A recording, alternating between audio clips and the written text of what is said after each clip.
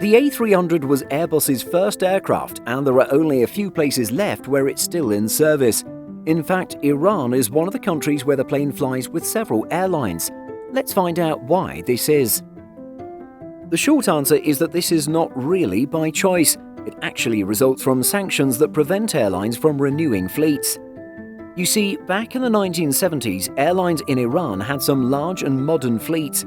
Flag carrier Iran Air operated a sizable and diverse fleet by the 70s.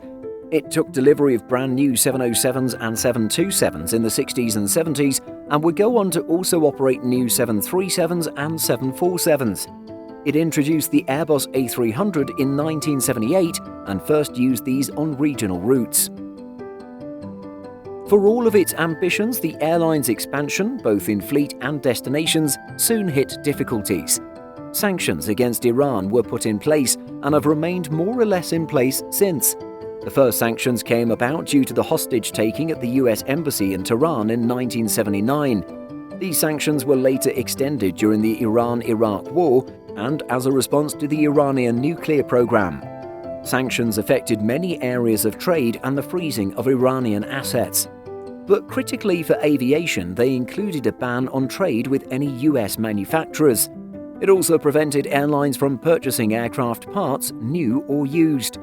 Restrictions have been extended to servicing, with some countries refusing to even refuel Iranian aircraft.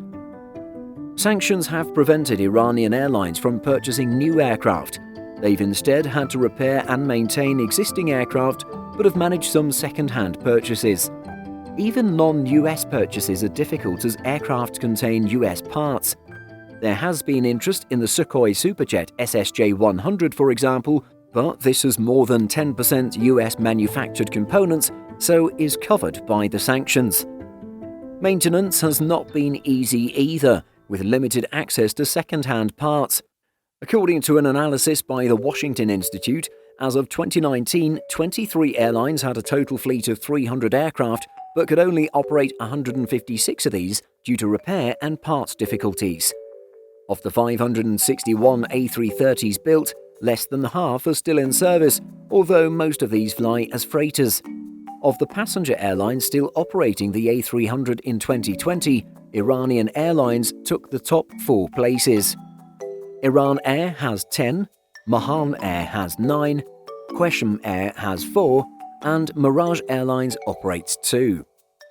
The past few years have seen the first new aircraft enter the fleet of Iranian airlines since the 1970s. There have been much less than hoped for, however.